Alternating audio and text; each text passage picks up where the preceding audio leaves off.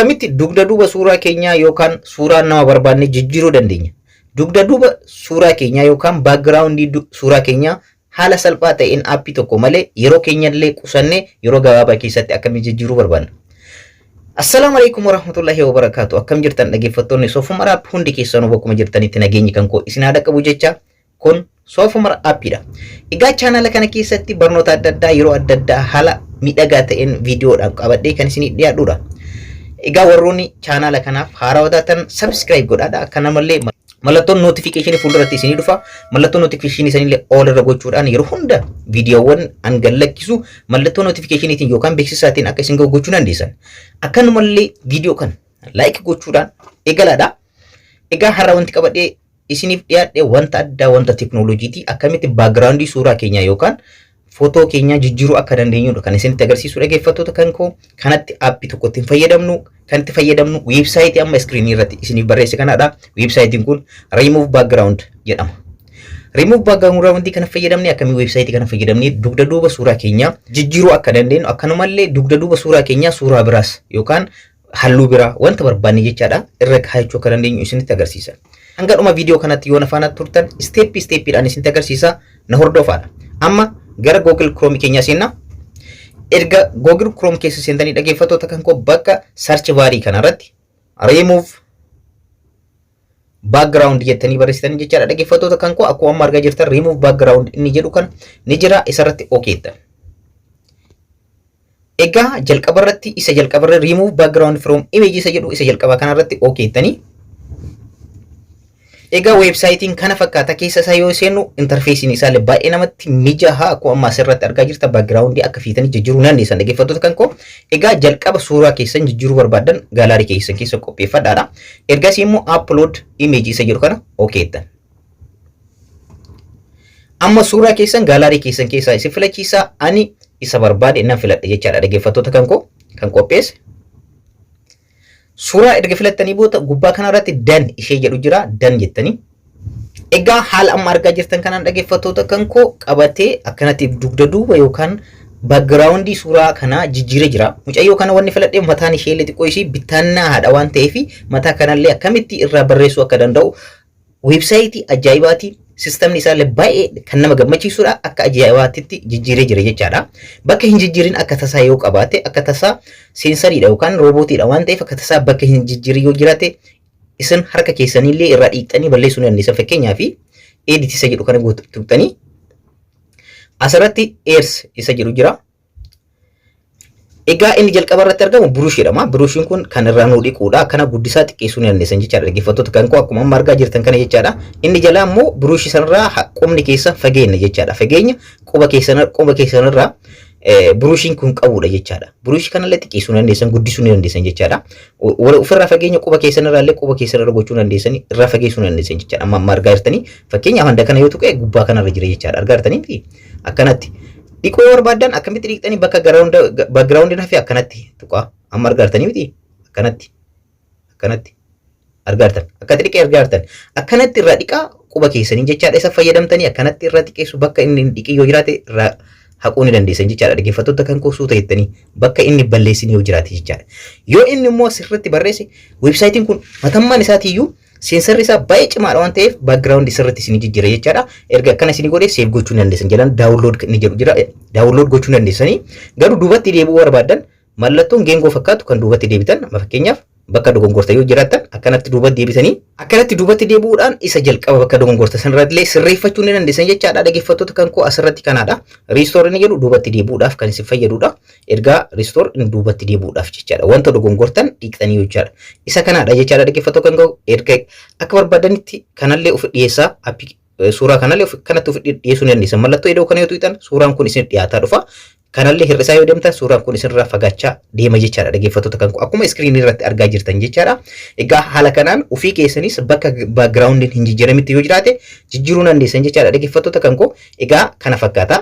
Egaa inni biraa maalidha kan isinitti agarsiisu background isa jedhu kana jira. Background yoo tuqxan backgroundii ofii isaati jechaadha. Suura kana jijjiiree qopheesse jira.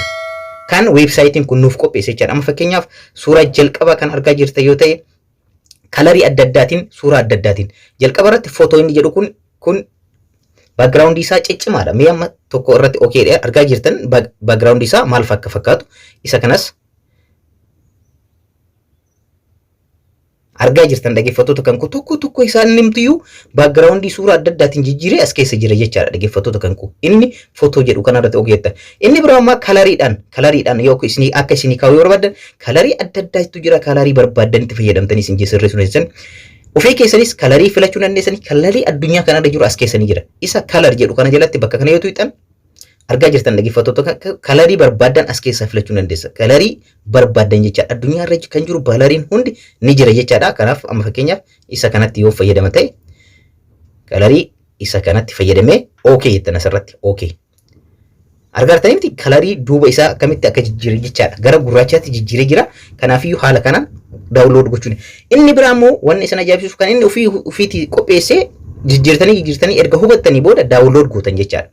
Ofii keessanii isa qopheessitan immoo yoo qabaattanii sirriitti na dhaggeeffattoota kan ofii keessanii kan qopheeffatan yoo qabaattan footoo isa jedhu kanarra gootanii jechaadha. Select footoo isa jedhu jira. Select footoo kana isa qopheeffatanii gaalaarii keessa qabdan jechaadha. Suuraa nama biraa dubarratti gochuu dandeessanii backgroundii babbareedaadhaan miidhagaadhaan dubarra jiruu dandeessanii akka feetanis jechaadha.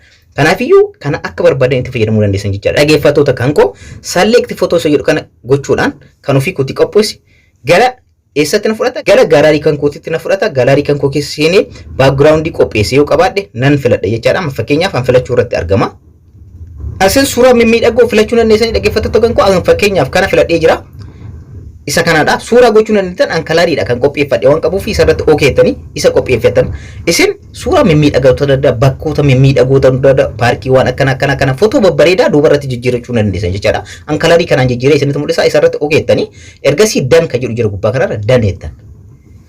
Argaa jirtanii miti dhaggeeffattoota kan isaan gaalaarii kan koo keessa qopheeffadheedha akkanatti isiniif jijjiire jechaadha. Dhaggeeffattoota kan koo isin suuraas ta'uu danda'a bakkoota mimmiidhagoo magaalota babbareedoo maal wanta adda addaatti jijjiirachuu dandeessa backgroundii kana jechaadha. Haala amma argaa jirtanii suuraa keessan ta'uu danda'a kan dhuunfaa keessanii kan feetan jechaadha. Keessattuu ijoolleen online irratti barsiiftan wantoota adda addaa barsiiftan backgroundii isaanii kana akkanatti jijjiiruudhaan duwwaa gochuudhaan suuraa babbareedatti fayyadamuudhaan beeksisa akkamitti viidiyoo keessan irratti maxxansuu akka dandeessan kanaan dura isin barsiisee jira. Irratti maxxanfatee jechaadha. Backgroundii kana akkanatti suuraa kamiyyuu waan barbaadan backgroundii jijjiirtanii ni geessitan jechaadha. Isa kana hamma tokko isinitti agarsiisuudhaaf ofii keessanii bakka hafee yoo jiraate irraa dhiquudhaan ni dandeessanii akkamitti akka irraa buruushiidhaan irraa dhiqxan isinitti agarsiisee jira. Eerzi isa jedhu jira. Isa keessa yoo seentan buruusha isinii kenna. Buruusha saniin bakka backgroundiin hin sirraa yoo jiraate amma fakkeenyaaf asirratti kun dhibbatti remove naa godhee jira. Tokko suuraa waan tokko backgroundiin isaa akka tasaa osoo hin jijjiiran hafuu danda'a. Wanni kun sistemni kun akka tasaa roobootiidha waan ta'eef dogongoruu ni danda'a. Yeroo san immoo akkamitti irraa dhiquu akka dandeessan duratti isinitti agarsiisee eersi isa jedhu kana tuqxanii bakka sanarraa dhiquu dandeessa. Eersi bakka jedhu kana tuquudhaan buruusha asitti isinii kenna. Buruusha kanatti fayyadamtanii bakka barbaadan jechaadha. Bakka barbaadan akka argaa jirtan jechaadha. Dhaggeeffattoota kan koo backgroundii kana akka amma argaa jirtan kanaan bakka inni hin godhin hin hojjetin yookaan bakka inni hin argin yoo jiraate akkanatti irraa dhiquu dandeessan jechaadha. Dhaggeeffattoota kan koo argaa jirtan jedhee yaada. Kanatti irraa dhiquu dandeessan bakka akka tasaa hafee yoo jiraate jechaadha. Bakka inni irraa dhiqiin yoo jiraate jechaadha. Akkanatti irraa dhiquu dandeessan jechaadha. Dhaggeeffattoota kan koo akka barbaadanitti dhiquu dandeessan ofii keessanii. Inni garuu matammaan isaatu dhiqee waan jiruuf rakkoon qabu jechaadha. Dhaggeeffattoota kan koo duuba deebuudhaaf mallattoo asii kana duubatti deebuudhaaf geengoo fakkaatu kana akkanatti duubatti isin deebisa jechaadha. Buruushii kanarra haala kanaan jechaadha. Dhaggeeffattoota kan koo egaa suurota inni nu qopheessellee jira as keessa isin footoodhaan kalariidhaan illee nu qopheesseera. Suuraa barbaadaniin akkanumallee kalariidhaan yookaan bifa barbaadaniin kan nuuf qopheesse jira. Fakkeenyaaf footoo isaan margaa jirtan kana jechaadha. Baay'eedha. Akkanumallee kalariidhaan illee kan inni qopheesse jira akkuma amma argaa jirtan jechaadha. Kalariilee as keessaa filachuu dandeessan jechaadha. Bakka amma argaa jirtan kanaan egaa haala kanatti fayyadamtanii akkamitti backgroundii jijjiiruu akka dandeessan isinitti agarsiiseera hamma tokko. Kanarraa kaatanii isin ofii keessanii yaalii gochaa hojjechuu dandeessan. Erga geessatanii ammoo akkamitti gara gaalaarii keenyaatti yookaan gara meemoorii keenyaatti ta'uu danda'a. Gara bilbila keenyaatti akkamitti buufanna yoo jettan daawunlood ishee jedhu jira isitti. Daawunlood ishee irratti okeetta. Egaa asirratti sheerii fi daawunlood imeejii isa jedhu jira. Daawunlood imeejii isa jedhu kana filattan jechaadha.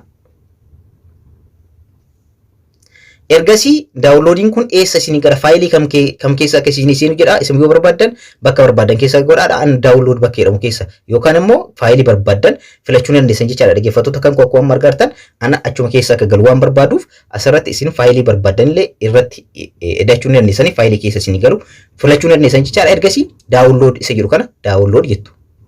Egaa amma buusuu isaa daawunlood godhee jira jechaadha dhaggeeffattoota kan koo. Amma immoo gaalaarii keenya keessa seenne isa buufanne akkamitti hojjanne isinitti agarsiisuu dhaggeeffattoota kan koo. Egaa akkanatti jechaadha. Suuraan kun haala kanaan jijjiiramee jira jechaadha dhaggeeffattoota kan koo. Inni amma jijjiirame kanaadha. Inni jalqaba hoo isa kamidha? Isinitti mul'isa. Suurichi kun jalqaba kana fakkaata jechaadha dhaggeeffattoota kan koo. Suuraa kana gara amma duratti amma argatan jala kanatti isin jijjiiree jira jechaadha. Haala kanaan jijjiiruu backgroundii adda addaa suuraadhaan ta'uu danda'a akkanumallee kalariidhaan ta'uu danda'a waan barbaadaniin jechaadha magaalaa maal bakka bareedaa maal irra kaachuu dandeessanii. Egaa barnoonni kan koo har'a qabadhee dhiyaadhe kana fakkaata akkamitti dugda duuba suuraa keenyaa jijjiiruu akka dandeenyu isinitti mul'isee jira backgroundii haala kanaan jijjiiruu dandeessan haala salphaa ta'een. Egaa barnoota kanarraa akka barattan abdiin qaba warroonni chaanaala kanaaf haarawaa taatan subscribe godhaadha akkanumallee viidiyoo kana like gochuudhaan jalqabaadha hiriyoota keessaniif illee share godhaadha wanta akka barsiisaa ta'e kana ijoolleen baay'ee waliin rakkatan jira waan ta'eef ijoollee kananiif illee share gochuudhaan waljabeessa isiniin jedha isin immoo viidiyoo kana like gochuudhaan namoota biraafis share gochuudhaan na qarqara isiniin jedha horaa bulaa yeroo biraa barnoota biraatti walitti deebina.